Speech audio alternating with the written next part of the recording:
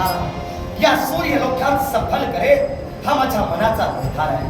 तेव्हा सूर्य देवतेंचा आशीर्वाद घ्यावा आणि आपल्या मनातील वृत्तीगत त्यांना आपल्या कंठाला कथित करावा हेच योग्य हो.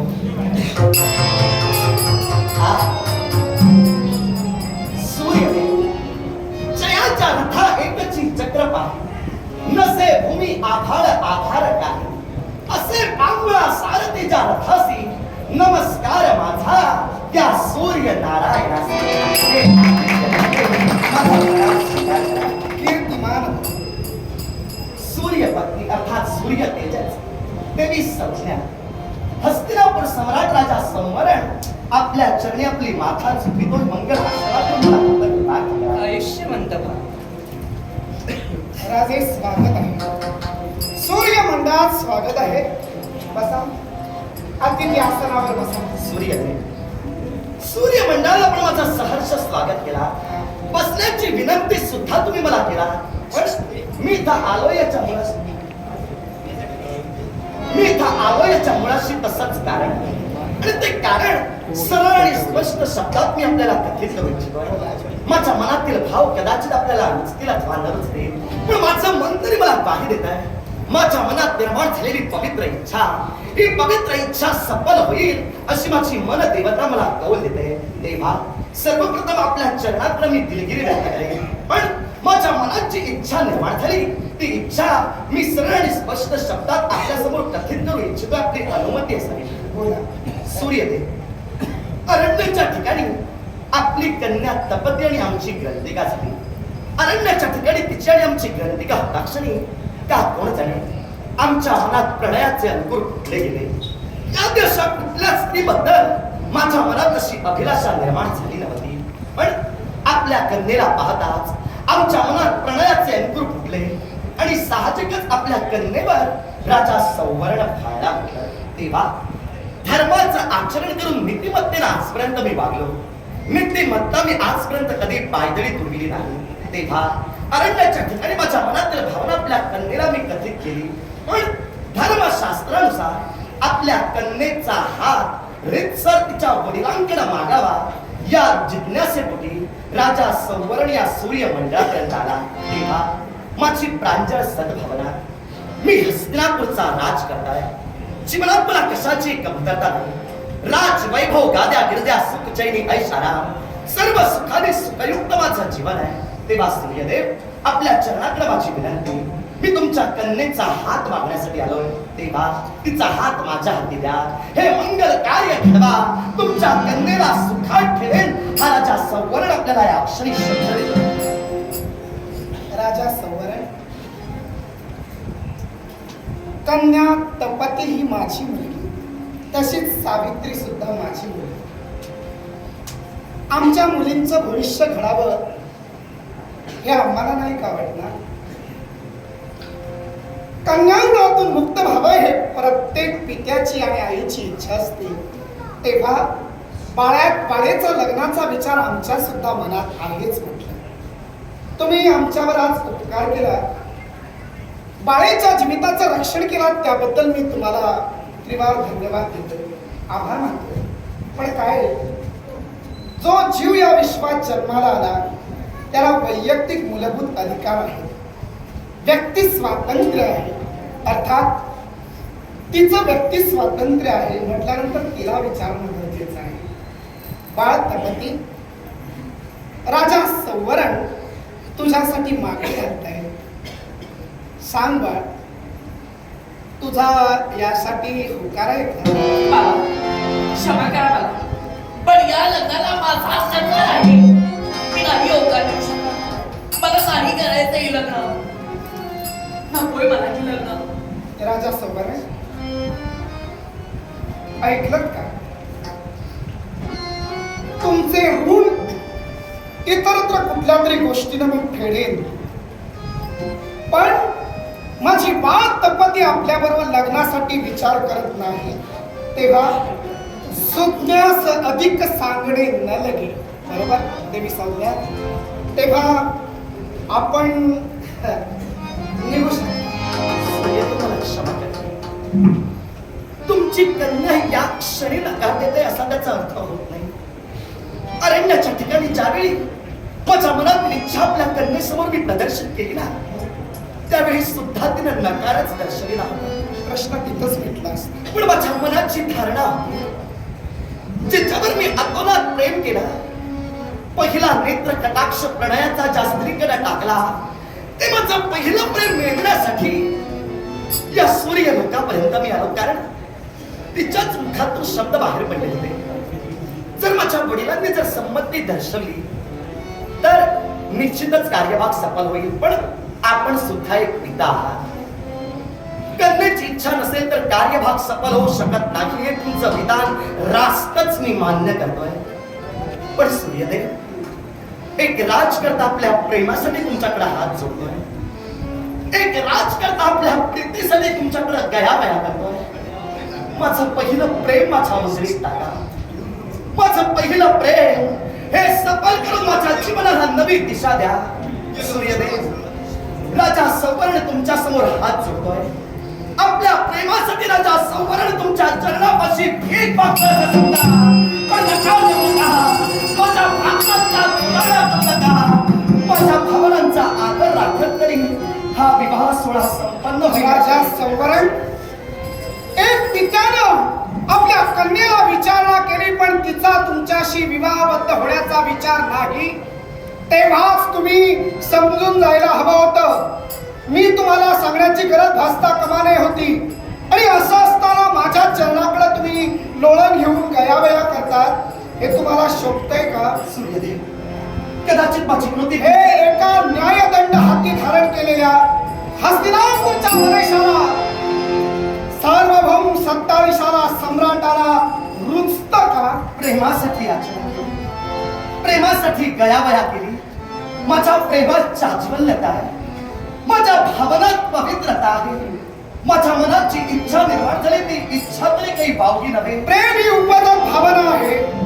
दोन मनाच्या संमतीशिवाय या गोष्टी जुळून येत नाही, हे तुम्हाला मी सांगण्याची गरज नाही. प्रेम जरी तुमच्या जीवनात तुमच्या मतानं पहिलं असलं तरी जगाचा जवळून तुम्ही आदर्श पाहिलेला असेल. तुमच्या राज्यात कैकांची लग्न जुळलेली असतील, कुणाची प्रेमानं असतील, कुणाची ठरवून असतील. तेव्हा दोन मनाच्या संमतीशिवाय, दोन मनाच्या मिलनाशिवाय, होकाराशिवाय हे घडत नाही. हे मी पुन्हा पुन्हा तुम्हाला सांगावं लागतंय का? सूर्यदेव, त्याबरोबर एक गोष्ट सुद्धा सत्यच आहे. कुठली? प्रेम कुणी कुणावरही करावं. निश्चितच. नभोमंडळानं भूमातेशी तर भूमातेनं नभोमंडळाशी प्रेम करावं. मग माझी प्रीती आपल्या कन्येवर जोडणं ही बावगी गोष्ट असू शकते. प्रेमासाठी प्रत्येक प्रेमवीर या विश्वात झटतोय. बहिणीनं भाऊरायावर प्रेम करावं, भाऊरायानं बहिणीवर प्रेम करावं. पण त्या बहिणीच्या नात्याचं प्रेम तुम्ही मागणी करतात ती प्रणय प्रेमाच्या याचनेची. अर्थात प्रणय प्रेम आणि लग्न हा विषय या कुटुंबाचा आहे. ज्या कुटुंबात दंपती आपल्या सोबत तयार नाही, तेव्हा पुन्हा पुन्हा गया करू नका. तुम्ही हे करतात मला उचित वाटत नाही. सूर्यदेव, काय म्हणतो, तुम्ही देवतातील घटक आहात. अर्थात तुम्ही देव आहात. देवतांचं कर्तव्य बोलताय, भक्तांच्या इच्छा परिपूर्ण कराव्या. अर्थात तुम्ही एक बाप म्हणून या क्षणी बोलतात. पण एकदा माझ्या अंतस्करणात डोकावून जर पाहिला तर या प्रेमाची जागवणता तुम्हाला सुद्धा मोहिनी घालेल. मी हात जोडले तुमच्या समोर, मी प्रेमाची भीक मागितली. मी सगळ्या अंतःकरणात डोकावून पाहिलं, तुझ्या अंतःकरणात मला कळलंय तुला स्त्रीचा हव्यास सुरू झालाय. आणि एखाद्या स्त्री रंपटाप्रमाणे या दंपतीला आपल्या सोबत घेऊन जाण्याचा विचार करण्यासाठी या सूर्याजवळ भीक मागावी त्याप्रमाणे याचना करतोय. माझी कन्या आहे, मी कुणाला द्यावी कुणाला न द्यावी आमचा दोघांचा आणि तिचा तिसरीचा प्रश्न आहे. शब्द जरा जपून आपण वापरलेले बरं होईल. मला शब्दानं जखम करायची नव्हती, कारण शस्त्राची जखम भरून निघते. शस्त्राची जखम भरून निघते, शब्दाची जखम वज्रबाणाप्रमाणे असते. ती हृदयात तुमच्या लागेल म्हणून मी आवरत होतो, पण नाही लाजानं मला हे शब्द उच्चारावे लागले. तेव्हा चला, तुमच्या मुखातून निघणारे शब्द सौवर्णानं आजपर्यंत ऐकून घेतले. तुम्ही देव आहात, मी एक सर्वसामान्य मानव आहे. म्हणून आजपर्यंत तुमचा मान राखतच मी चाललो. पण राजा सौवर्णानं आपल्या सत्य धडपडीसाठी तुमच्याकडे गयावया केली. प्रेमात असणाऱ्या चाचपल्यापोटी प्रेमाची भीक तुमच्याकडे मागितली. माझ्या कृतीला स्त्रीलंपटपणा समजला, माझ्या शब्दांना आणि माझ्या कृतीला लाख खोटेपणाचा उपमा तुम्ही दिलात. सूर्यदेव, मी एक राजा आहे, अर्थात माझं प्रेम मिळवण्यासाठी मी दैवी तत्वापुढे माता झुकविली. माझं प्रेम मिळवण्यासाठी मी देवांच्या चरणापाशी भीक मागितली. मग या माझ्या कृतीला जर तुम्ही स्त्रीलंपटपणा समजत असाल तर तुम्ही काय धुतल्या तांदळाचे आहात? सूर्यदेव, तुम्ही काय सभ्यतेचे पुतळे आहात? दुसऱ्याला स्त्रीलंपट म्हणण्यापूर्वी स्वतःच्या चारित्र्याकडे एकदा डोकावून पाहावं, म्हणजे दुसऱ्याला नाना शब्दानं ताडण करताना आपली प्रतिमा स्वच्छ आहे की मलिन आहे याचा विचार प्रत्येक माणूस करतो. राजा संवरण, माझी प्रतिमा मलिन आहे ही तुझ्या मुखातून ऐकू दे मला. मग माझ्या मुखातून जर तुम्हाला ऐकायचं असेल तर ऐका. सूर्यदेव, वास्तविक मला बोलायचं नव्हतं. तुमचं स्थान माझ्या उदयात अनंत साधारण असं होतं, पण माझ्या सत्य धडपडीला तुम्ही स्त्रीलंपटपणा म्हटला. माझ्या सत्य धडपडीवर तुम्ही शिंतोडे उडवलात. म्हणून नाईलाजानं सांगतोय, मी जाणतोय तुम्ही देव आहात. तुमचं स्थान अजूनही माझ्या मनात अनन्य साधारण आहे, पण तुमची सुद्धा स्त्रीलंपटपणा आणि स्त्रीलंपटपणाची कृती याआधी जगासमोर उघडकीस झालेली आहे. आता जर स्पष्ट कर म्हणताय तर तुम्हाला सांगतो, देवी संज्ञा, मला क्षमा करा. वास्तविक तुमच्या समोर या गोष्टीची वाच्यता करणं उचित गोष्ट ठरू शकत नाही, पण नाईलाजानं आता वाच्यता करतोय. सूर्यदेव, तुमच्या पत्नीला म्हणजे देवी संज्ञांना सूर्यदेवांचं तेज सहन झालं नाही.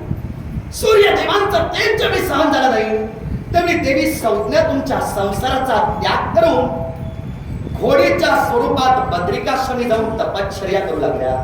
पण जात असताना त्यांनी आपली छाया मागे सोडली, म्हणजे त्यांच्या प्रमाणात दिसणारी त्यांची हुबेहूब प्रतिकृती म्हणजे त्यांची छाया, जी या विश्वात स्वर्णा म्हणून या ओळखली गेली. सवर्ण. मग त्या सवर्णेबरोबर तुम्ही तुमचा संसार थाटला.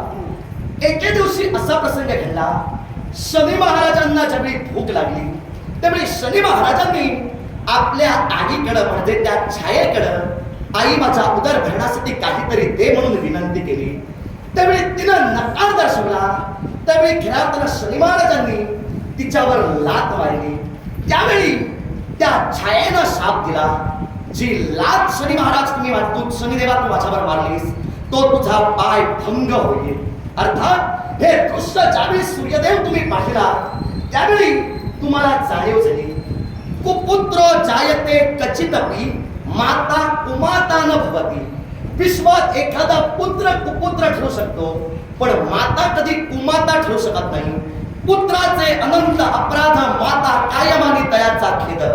पुत्राचे अनंत अपराध मातेसाठी क्षम्य असतात. मग एक पुत्र आपल्या आईकडे आपल्या उदर भरण्यासाठी काहीतरी मागतोय आणि आई त्याला शाप देऊन दत्त करते, अर्थात ही आई असू शकत नाही. त्यावेळी ध्यानधारणा लावलात आणि त्यावेळी तुम्हाला समजलं की ही छाया आहे, पण आपली पत्नी कुठे याचा शोध घेण्यासाठी तुम्ही बाहेर पडला. तेव्हा तुम्हाला कळलं की तुमची पत्नी देवी संज्ञा ही घोडीच्या स्वरूपात तपश्चर्या करते. तेव्हा तुम्ही काय केला, तिच्यापर्यंत गेला आणि घोड्याचं रूप घेतलात आणि तिच्यावर संभोग केला. संभोग केल्यानंतर दोन पुत्रांची निर्मिती झाली, एक म्हणजे दस्त आणि दुसरा म्हणजे नासत्य. घोड्याच्या स्वरूपात संभोग झाला म्हणून अश्विनी कुमार म्हणून या विश्वात ते नावारूपाला आले. मग हे सूर्यदेव जर आपल्या पत्नीवर अशा रीतीनं कृती करत या विश्वात असे आदर्श जर निर्माण करतात, तर धर्माच्या जोरावर आपलं प्रेम मिळवण्यासाठी सूर्यदेवांकडे पत्नी आपल्या प्रियेसाठी याचना करणारा हा संवरण स्त्रीलंपट की सूर्यदेव स्त्रीलंपट? राजा संवरण. पुणे अधिक शब्दांना बोललो असेल तर दिलगिरी व्यक्त करतो. राजा संवरण, माझ्या कुटुंबातला बराच प्रकार तुम्हाला कळलं. असू दे. काय हो, संज्ञा देवी कोण माझ्या? पत्नी नव्हे का की अजून काही नातं आहे? नाही, पत्नीच ना. मग ठीक आहे. मी माझी पत्नी सोडून दुसरीकडे कोणाकडे गेलो नाही. जी छाया, जी सवर्ण त्यांनी रूपानं ठेवली, तिची ओळख मला भासली जेव्हा शनिदेवांच्या बाबतीत तिने शाप देऊन प्रकार घडविला. मी शनिदेवांना उशापही दिला की शनिदेव, आपला पाय वाकणार आहे पण तुटणार नाही, तुमचा पाय कायमचा जाणार नाही. त्यानंतर आमच्या लक्षात आलं की संज्ञादेवी आमच्या सोबत नाहीत, तर ही एक छाया आहे, ही सवर्ण आहे. त्यांना माझी प्रखरता सहन झाली नाही म्हणून त्या तिथं गेल्या. मग माझा प्रश्न तुम्हाला, त्या घोडी बनून राहिल्या तेव्हा घोड्याच्या रूपाने माझी प्रखरता कशी सहन झाली त्यांना? आता या प्रश्नाचं जर उत्तर तुम्हाला हवं असेल, आता घोड्याच्या स्वरूपातली तुमची प्रखरता त्यांना कशी सहन झाली आहे, मी आता तुमच्या कुटुंबातला काही घटक नव्हे, पण प्रश्न उपस्थित झाला म्हणून आता सांगतोय.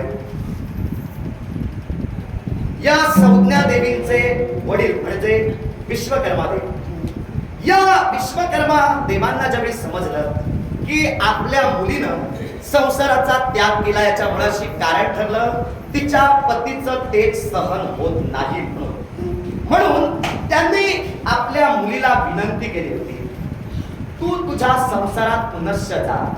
पण देवी संज्ञा उद्गारल्या, सूर्य देवांचं म्हणजे माझ्या पतीचं तेज मला सहन होत नाही म्हणून मी पुन्हा संसारात जाणार नाही. म्हणून त्यांनी काय केलं, सूर्य आता देहधारी पुरुष तुम्ही माझ्या समोर उभे आहात, पण त्यावेळी तारका स्वरूप गोल तुम्ही त्यावेळी झाला, ते स्वरूप तुम्ही घेतला आणि हा तारका स्वरूप गोळा रथचक्राला विश्वकर्मा देवतेने घासला आणि तुमचं तेज कमी केलं गेलं. त्यावेळी मान्यता दर्शवली गेली आणि त्यावेळी हा कदाचित राजा सौवर्ण सूर्याची सहाण आणि त्या सहाणेवर घर्षण केलं, ज्यातून सुदर्शन निर्माण झालं.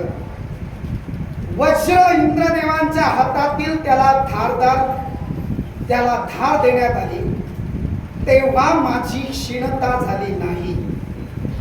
तर माझ्या पत्नींना माझ्या स्वस्वरूपातील तेज सहन होत नव्हतं, पण अश्वाच्या रूपात त्यांना तेज सहन होऊ शकणार होतं. कारण सूर्य प्रखरता आपली कमीही करू शकतो, मंदावू शकतो आणि वाढवू शकतो. आणि त्याच तेजासाठी तिथं मी गेलो. राहिली दुसरी गोष्ट, एखाद्या स्त्रीच्या मनात संमती नसताना तिचा उपभोग घेणं याला बलात्कार म्हणतात. आणि स्त्रीची संमतीने आपल्या पत्नीशी भोग घेणं त्याला तुम्ही मगाशी शब्दप्रयोग वापरला, त्याला संभोग म्हणतात. तेव्हा आपल्या पत्नीशी लगट करून तिचा भोग घेणं हा पतीचा पत्नीशी असणारा धर्म आहे, हा स्त्रीलंपटपणा नव्हे. आणि जर स्त्रीलंपटपणा म्हटला तर जगातील सगळे पती आपल्या बायकोकडे जायला घाबरतील. सगळे म्हणतील पत्नीकडे जाणं म्हणजे स्त्रीलंपटपणा आहे. हे तुमच्यामुळे आदर्श ठरणार नाही. तेव्हा माझ्या पत्नीकडे गेलो, हा स्त्रीलंपटपणा नव्हे. मग हे विधान जर ते स्त्रीलंपटपणानं माझ्या पतीकडे तुम्ही याचना करता. मग सूर्यदेव हे विधान जर तुम्ही माझ्या समोर उपस्थित करता, तुम्ही तुमच्या पत्नीवर संभोग केलात आणि या विश्वात दस्त आणि नासत्त यांची अश्विनी कुमार वैद्य झाले, जन्माला आले. मी बोलतोय ते ऐका. आणि त्यानुसार अश्विनी कुमारांची निर्मिती झाली. दस्त आणि नासत्य म्हणजे तेच अश्विनी कुमार. अगदी तेच. तुम्ही जर तुमच्या पत्नीवर संभोग केलात, याला जर स्त्रीलंपटपणा म्हणत नाही, तर मी माझ्या जीवनात माझ्या मनाच्या गाभाऱ्यात जिला माझी पत्नी मानली त्या पत्नीच्या प्राप्तीसाठी तिच्या पित्याकडं मी याचना करतोय. तिच्या पित्याला मी सांगतोय की धर्मशास्त्रानुसार तिचा हात माझ्या हाती द्या आणि विवाह सोहळा ठरवा. मग माझी कृती स्त्रीलंपटपणाची कशी काय? मग धर्मशास्त्राला अनुसरून कन्येची इच्छा नाही, मग पिता जर आपली कन्येची इच्छा नाही तुम्हाला सांगतोय, तर पुन्हा पुन्हा मागणी का करतात? कन्येची इच्छा नाही. कन्येचं सुख कशात सामावलंय हा निर्णयात्मक अधिकार तिला बहाल केलेला आहे. मग तिचं मत नाही हे सांगितलं असताना पुन्हा गैरवया करणं, याचना करणं म्हणजे स्त्रीबाबत तुमच्या मनात निर्माण झालेला हव्यास असं मी म्हटलेलं आहे. मग स्त्रीच्या मनात माझ्या बाबतीत निर्माण झालेला हा हव्यास, तर त्यावेळी सुद्धा तुमच्या मनात एका स्त्रीबद्दल हव्यासच निर्माण झाला. कुणाच्या बाबतीत? या तुमच्या पत्नीच्या बाबतीत झाला नसता तर तुम्ही ते कृत्य केलं. तिच्या बाबतीत हव्यासाचा प्रश्न नाही. काय छाया ही माझी पत्नी नव्हती आणि म्हणून मी माझ्या पत्नीकडे पोहोचलो. आणि ती पत्नी आणि पतीचं नातं हे तुमचं लग्न झाल्याशिवाय मला कळणार नाही. तुम्ही तुमच्या पत्नीपर्यंत तुम्हाला कुणीतरी साधेल शोभेल अशी चांगली वधू बघा आणि लग्न करा. मग पती पत्नीत नातं कसं असतं हे तुम्हाला कळेल. तुम्ही तुमच्या पत्नीपर्यंत जसे पोचलात म्हटलात ना, तसा मी सुद्धा माझ्या भार्येपर्यंत पोहोचण्यासाठी जी धडपड करतोय, तेव्हा तुमची धडपड जर स्त्रीलंपटपणाची भार्येपर्यंत नव्हे. ऐका, अजून तरी ती माझी भार्या झालेली नाही, पण माझ्या मनाच्या गाभाऱ्यात मी तिला पत्नीच मानलेला आहे. आता तिच्या मनात मी पत्नी नाही, पण जर तिच्या पित्याला संमती दर्शवली तर ती माझी पत्नी होईल. तेव्हा माझ्या मतानं तरी ती अक्षरी पत्नी आहे. तेव्हा मी तुमचा बाप मला ग्राह्य नाही. मी चुकीचा ती कन्या आहे, मी तिचं कन्यादान केलेलं नाही, अथवा लग्नाच्या 8 प्रकारातील कुठल्याही प्रकाराला तुमच्याशी ती सलगीनं एकत्र आलेली नाही. म्हटल्यानंतर तुम्ही तिला आधी पत्नी म्हणून संबोधू नका. मी तुम्हाला लग्न झालेलं म्हटलेलं नाही. पत्नी तुमच्या मनातून काढून टाका. माझ्या मनात एक काही मी विचार काढून झाला टाका नाही. कसं? काढून टाका कसं? कसं? माझ्या मनात मी माझ्या प्रियसीला पत्नीचं स्थान दिलेलं आहे, पण या प्रेमाला खरं रूपांतर कधी येईल तर लग्न होईल त्यावेळी. मग हे खरं सत्यतेचं रूपांतर आणण्यासाठी मी जर तुमच्या पुढे याचना करत असेल, माझ्या चाचवल्य प्रेमासाठी मी जर धडपडत असेल, तर माझी धडपड तुम्ही खोटी कशी काय ठरवताय? मी खोटी ठरवलेली नाही. आता काय बोलला? मग मी काय म्हणालो? मी पिता आहे, तिचा हात तुमच्या हाती देऊ शकत नाही. हे आता तेव्हा हे विचार तुमचं बरोबर सुनील. तेव्हा तुमची धडपड पहिल्यांदा पत्नी कधी होते? 8 लग्नाच्या प्रकारातील एक प्रकार तरी तिच्या बाबतीत तुमचा घडला का? अजून मग तरी ती नाही. पत्नी कशी म्हणून तुम्ही उद्गारला? मी काय सांगितलं? तुमच्या मनाला पत्नी कशी वाटला? मी काय सांगितलं? लग्नाचा प्रकार घडला का? मी तुम्हाला काय सांगितलं? काय लग्न सांगितलं? झालं म्हणून सांगितलं का? माझी पत्नी लग्न म्हणून मी विचार करतोय म्हणाला. लग्न झालेलंच नाही. म्हणून पत्नी हा शब्दकोशातील शब्द काढा आणि बोला. असाच काढणार नाही. तुम्ही नाव सांगा. मग माझी ऐका. कन्या आहे ती. हा. तेव्हा तुम्ही नाव म्हणून विचार जसा करताय ना, तसा मी सुद्धा माझ्या प्रियसीसाठी विचार करतोय. बोला. तुम्ही जर तुमच्या जागी योग्य असाल तर मी सुद्धा माझ्या जागी योग्यच आहे. मी सुद्धा माझ्या जागी योग्यच आहे. तिच्याबद्दल माझ्या सुखी संसारात मी चित्र रेखाटलेली आहे, मी स्वप्न रंगलेली आहेत. अर्थात माझ्या मनात ती पत्नीच आहे. तुम्ही लाख संघ मी मान्य करणार नाही. मग माझा समरण हे लक्षात ठेवा. ज्या अर्थी माझ्या कन्येने आपल्याला नकार दिलेला आहे, त्या अर्थी हे नातं कधीच होणार नाही. तुमची काय हिंमत असेल ती हिंमत लावा आणि माझ्या दपतीला तुमची करून दाखवा. सूर्यदेव, हिमतीच्या गोष्टी तुम्ही तरी माझ्या समोर करू नका. याच्या मुळाशी कारण आहे. कारण माझ्या सत्य धडपडीसाठी मी तुमच्यापर्यंत आलो. सत्य धडपडीसाठी धर्माच्या जोरावर मी भाष्य करत तुमच्याकडे रीतसर मागितली. मी जर अरण्याच्या ठिकाणी ती मला दिसली, त्यावेळी जर कोणता व्यभिचार केला असता तर माझी चूक मी ठाम मताला सांगितली असती. पण तशी कोणतीच कृती माझ्याकडून घडलेली नाही. तसे कोणतंच वावगं पाऊल माझ्याकडून उचललं गेलेलं नाही. अर्थात मी या क्षणी तरी धर्माच्या जोरावर सत्यतेचाच पुतळा आहे. तुम्ही जर मला स्त्रीलंपट म्हणत असाल तर तुम्ही सुद्धा सत्यतेचे पुतळे नव्हे. कारण या आधी तुम्ही देवी संज्ञान बाबतीतच नव्हे तर बरेच असे गुण उधळला. बरेच नको, कुठले ते बोलतो? बरेच म्हणू नका. दुसऱ्याच्या चारित्र्यावर बरेच शब्द वापरलात आणि एखादं उदाहरण दिलात तर फसाल. बरेच सांगायचे असतील तर बरेच सांगा. म्हणजे तुम्हाला काय मी वाटतं? शब्दाला पकडलं. मग शब्दाला जर तुम्ही पकडताय तर मी आता तुमचा शब्दच घेऊन चालतो. चालेल. तुम्हाला काय वाटलं? मी काय वाऱ्यावर बोलतोय की काय? नाही, बोला तुम्ही. सूर्याबरोबर बोलतात, त्यामुळे पवनदेव नाही. अशा मी सूर्याबरोबर बोलतोय, सूर्य देवतेंबरोबर बोलतोय याचं मला भान आहे. पण एखाद्याचे शब्द जर थट्टेत घेतले गेले तर आमच्या मानवात म्हटलं जातं त्याला वाऱ्यावरचे बोल म्हणतात. तुम्ही जर तसे घेत असाल, पवन देव नाही हे मी मान्य करतोय, म्हणून तो शब्द प्रयोग वापरला. तुम्ही काय सांगितला? काय तो मुद्दा सांग. देवी संज्ञांचा मी सांगितला. आता दुसरा काढू का? काढा ना. मग काढा, ऐका. मी वाटच बघतोय. मग ऐका, तुम्ही उधळलेले गुण काढायची जर वाट तुम्ही बघता तर सूर्यदेव आणि माझ्या पत्नीच्या समोर येऊ दे. म्हणजे समजा जगात प्रकाश देणारा मी, प्रकाशात मानव काहीतरी कृत्य करताना धडपडतो आणि मनात कुठंतरी शासनकीत असतो. पण जर जगाला प्रकाश देणारा सूर्यदेव काहीतरी अनुचित करून बसला असेल तर देवी संज्ञांना सुद्धा ऐकू दे. तुम्ही काळजी करू नका, मी आहे. म्हणजे मनाला बोलले करता खायला तुमच्या सुरुवात माझा नव्हे, त्यांना कळू दे. म्हणजे त्याचा खुलासा रितसररित्या माझ्या पत्नीला होईल, माझा स्वाभिमानही वाटेल. बोला. मग सूर्यदेव, गंडकी नगरीचे राजकर्ते राजे चक्रपाणी, या चक्रपाणी राजकर्त्यांची पत्नी म्हणजे देवी इंद्रा. यांना पुत्र प्राप्ती होत नव्हती. म्हणून शौनक महामुनींच्या अनुज्ञेनं त्यांनी सौर्य व्रत या विश्वात आरंभ केलं. तुम्ही त्यांच्या बाबतीत काय केला?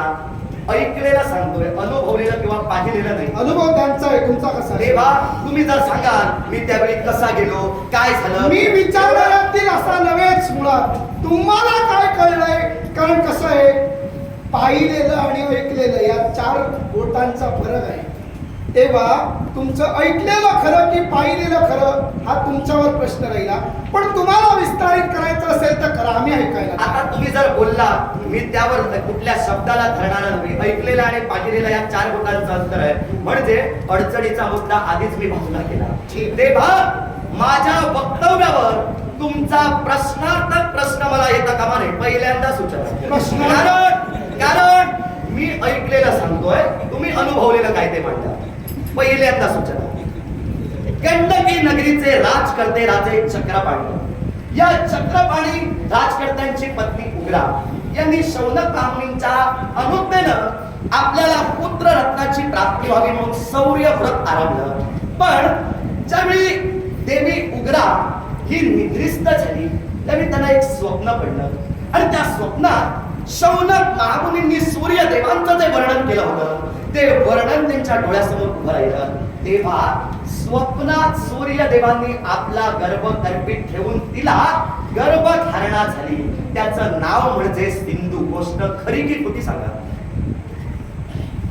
प्रश्न तुम्ही करू नका. खरी तर खरी म्हणून सांगा, खोटी तर खोटी म्हणून सांगा. प्रश्न मी सुद्धा करणार नाही, तुम्ही सुद्धा करू नका. केलेलाच नाही आजपर्यंत. राजा चक्रपाणी गंडकी नगरी देवी उग्रा यांनी रथसप्तमी व्रत केलेलं होतं. आणि या रथसप्तमी व्रताच्या वेळी निद्रिस्त अवस्थेत असताना कंसातलं तुमच्याकडून आलं नाही ते आता मी सांगतो. बोला.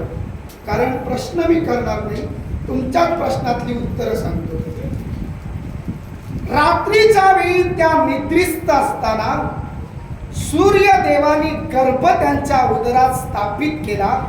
तो माझ्या या रूपानं नव्हे तर राजा चक्रपाणी यांच्या कसे कसे गोंधळलात बघा. ऐका, या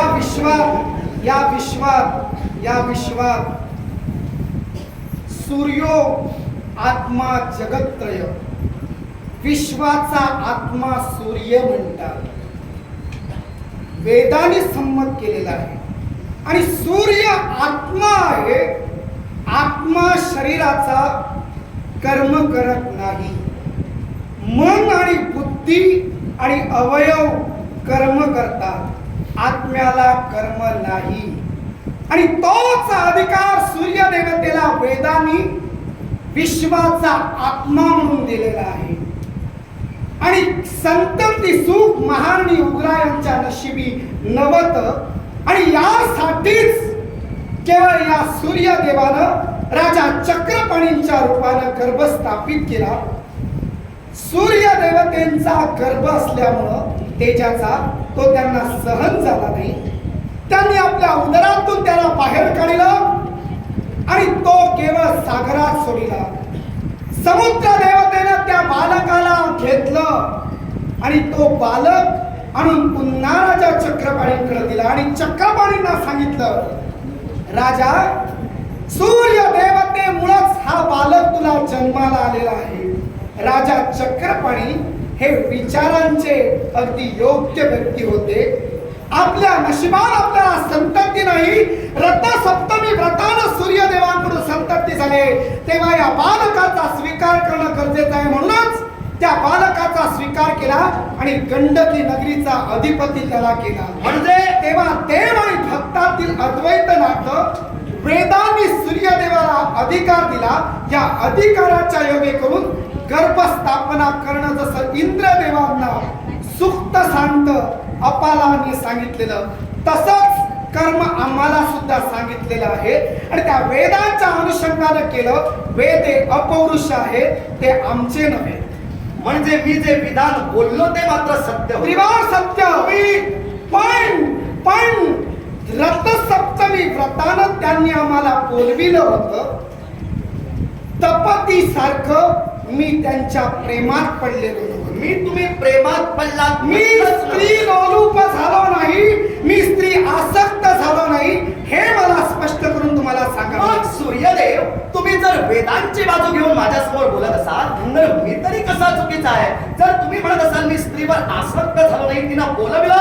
त्यावेळी मी ती कृती केली. ऐका मी थोडंसं म्हणतोय. तुम्ही जर ते म्हणत असाल तर मी सुद्धा कोणती जबरदस्ती किंवा वावगा पाऊल तिच्याबद्दल उचललेलं नाही. मी फक्त तिची मागणी घालण्यासाठी तुमच्यापर्यंत आलो. मी पुन्हा पुन्हा ते बोलायला लावू नका. मी नकार दिलाय एका मुलीच्या पित्यानं नकार दिलाय कन्येच्या म्हटल्यानंतर पुन्हा अर्ज करण्याचा प्रश्न नाही. मुलीच्या पित्यानं नकार दर्शवला. सत्याच्या धडपडीवर चालणारा प्रेमवीर आपल्या प्रेमासाठी याचना करतोय म्हणून मी बोलतो. राजा सौवरण, तुम्हाला माझी मुलगी द्यायची नाही. कारण या भरतांची 3 लग्न झाली. त्या भरतांनी आपल्या कुशुकुलात जन्माला आलेली मुलांची मान्यत्व दिलं नाही. शेवटी दत्तक मुलगा घेतला. तो दत्तक मुलगा म्हणजे भारद्वाज, ज्याला विथत म्हटलं गेलं. आणि या भारद्वाजाला विथताला घेऊन पुढचा वंश सुरू झाला. तेव्हा अशा वंश खंडन झालेल्या गोष्टीत मला स्वारस्य स्वतःला आधी मुळात नाही. सूर्यदेव, तुम्ही माझ्या वंशाचं मला सांगू नका. मी तुमच्यावर थेट टीका केलेली आहे. ते माझ्यावर थेट टीका केला तर मी सांगतोय, चंद्रदेवांनी आपली गुरुपत्नी तारा हिच्यावर भोग घेतला. म्हणजे माझ्यावर बघा सांगत होतात म्हणून तुम्हाला सांगतोय. चंद्रदेवानी आपली गुरुपत्नी तारादेवी यांच्यावर भोग घेतला. बुध जन्माला आला. मनुपुत्र इल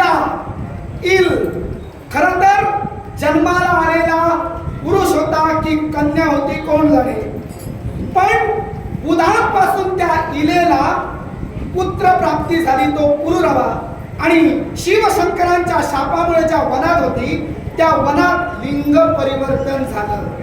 आणि इल नावाच्या राजा रूपानं केवळ मनूंचा पुत्र म्हणून वाढू लागला. त्या इलांच्या कुशकुलात पुरुरवा जन्माला आले.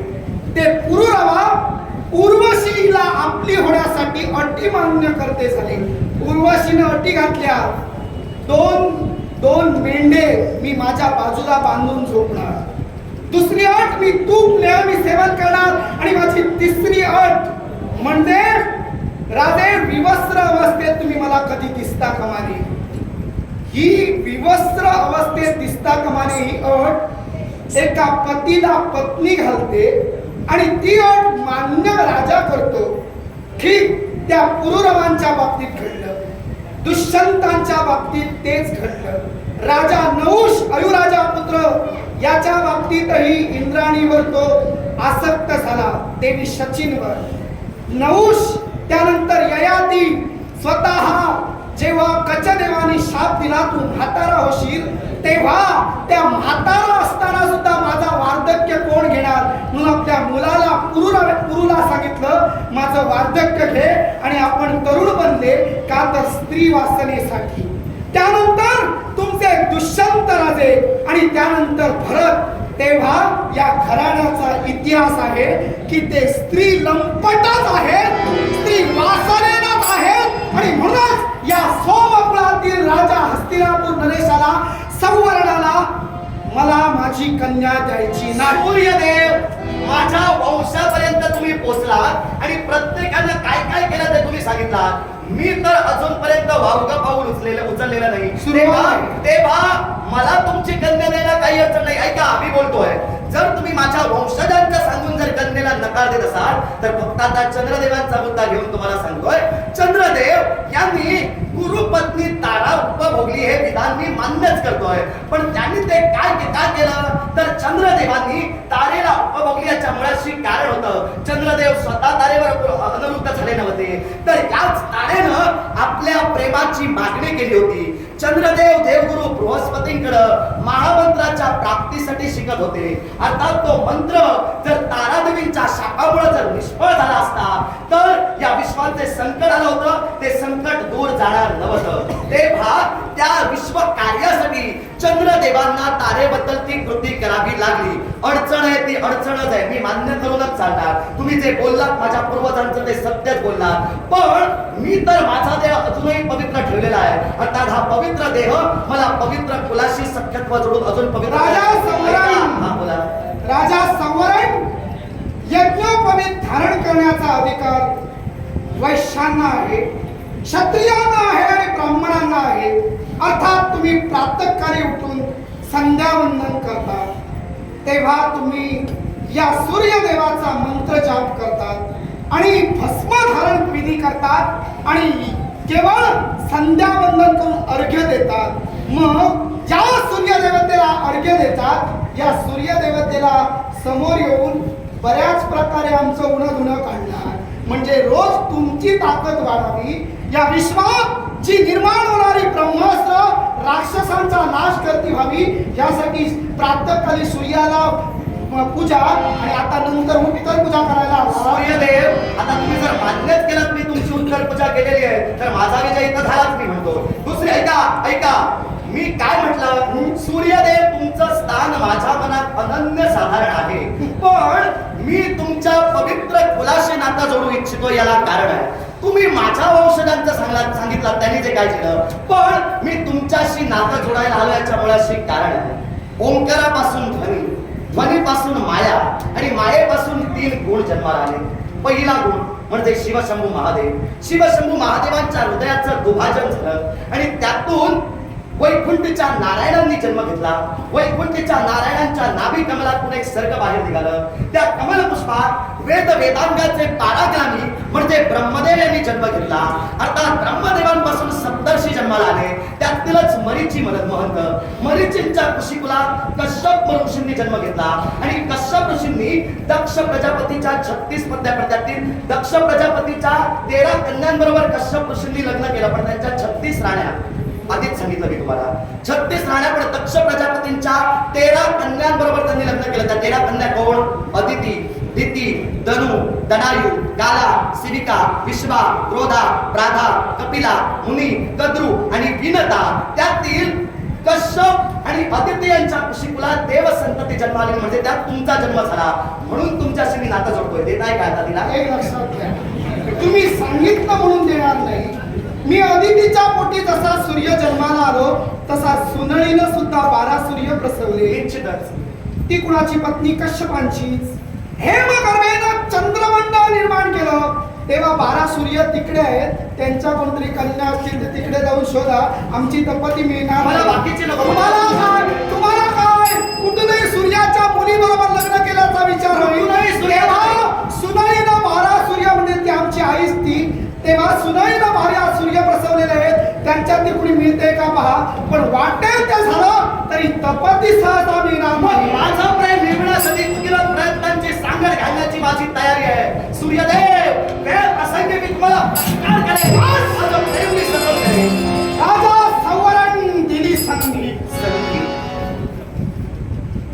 सूर्य देवाच्या प्रखर किरणांसमोर कुणीही टिकू शकला नाही. आणि आज तुम्हाला मी आव्हान देतोय, ह्या शस्त्र माझ्या शस्त्राला संधी. मग सूर्यदेव समजा सुदैवानं तुम्ही जिंकलात तर तपती बापासाठी होय म्हणावं लागेल, तुझ्यासाठी नव्हे. तू काळजी करू नकोस, विश्वास माझ्यावर ठेव. आणि समजा मी जिंकलो तर तोंड काळं करायचं. स्वीकार आव्हान. आणि पुन्हा ते तोंड कधीही वाचू नये. माझं प्रेम मिळवण्यासाठी तुम्हाला प्रतिकार करेन. शपथ तुला आईला दुधारी, शपथ तुला आईला दुधारी, देऊ नको सवर्ण, देऊ नको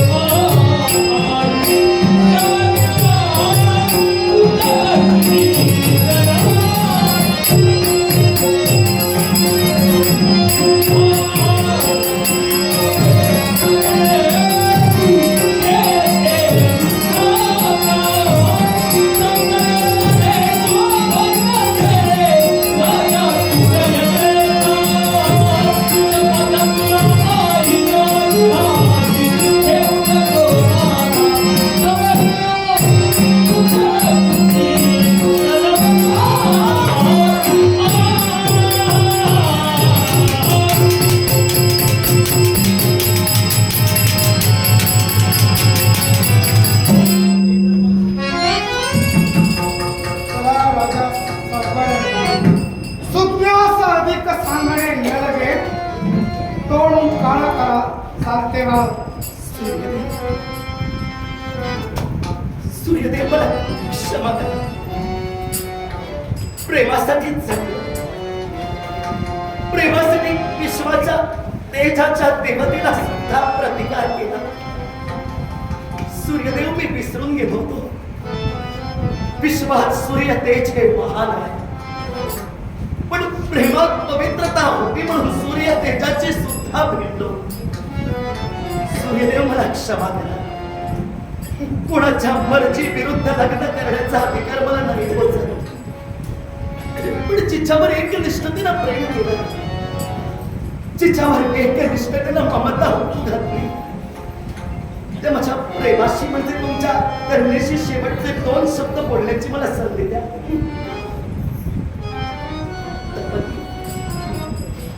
तुला खरं सांगू, दिसायला खूप सुंदर आहेस तू. स्वर्गीच्या देवांगणांनाही लाजेनं मान खाली घालावे लागेल असं विश्वनियंत्या त्या परमेश्वरानं तुला अमाप सौंदर्य प्रदान करून दिलंय.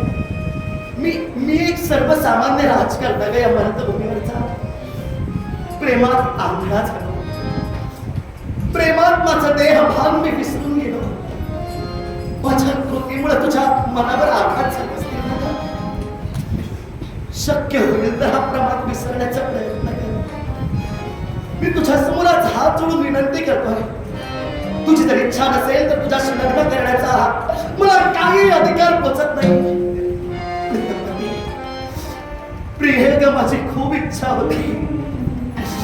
जिला पहिल्यांदा पाहताच्या स्त्रीच्या प्रेमात पडलो, पहिल्या नजरेत जिला पत्नीचं स्थान दिलं, त्या माझ्या प्रियसीला माझ्या पुरुषार्थ मी बहाल करेन. त्या माझ्या प्रियसीशी सुखानं संसार करेन. सुखी संसाराची उज्ज्वल भवितव्य रंगवेल. पण मीच जाऊ न शकले. माणूस नशिबाच्या पुढे नाही जाऊ शकत. परमेश्वराने नियतीनं जर तुझं माझं एकीकरण लिहिलंच नसेल तर कसं साध्य होईल मी झटलो. मी पुन्हा दिलगिरी व्यक्त करतोय. मला क्षमा करण हा प्रसंग विसरला. पण ज्या स्त्रीला पहिल्या नजरेत मी आपली मानली तिला माझा पुरुषार्थ मला बहाल करायचा होता. आता तो पुरुषार्थ तर मी बहाल करू शकणार नाही. पण माझ्या प्रियसीला मी काहीतरी माझ्या प्रेमाची आठवण म्हणून दिलंय हे समाधान मला घेऊन जाऊ दे. माझ्या हाती असणारी ही मुद्रिका माझ्या प्रेमाची आठवण म्हणून अरे स्वप्न तुम्ही तुमच्या उराशी वाढला, पण ती स्वप्न मी तरी पूर्ण करू देणार नाही. मला नाही करायचंय तुमच्या प्रेमाचा स्वीकार. मला नाही करायचंय तुमच्याशी प्रेम. याही गोष्टीसाठी मला तुमची एकही आठवण माझ्या सोबत नकोय. ही सुवर्ण मुद्रिका नको मला. नाही ठेवायची प्रेमाची आठवण. जा तुम्ही पुढे चला.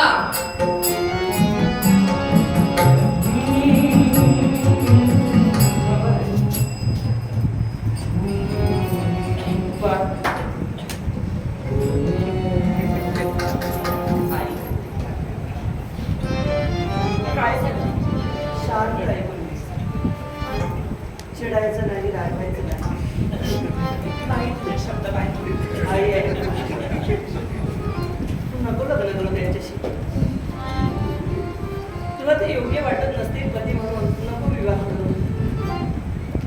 पण त्याची एक हवं तर शेवटची इच्छा, त्याची एक इच्छा. आतापर्यंत तुझा प्रत्येक शब्द पाहण्यासाठी मी तत्पर झाली.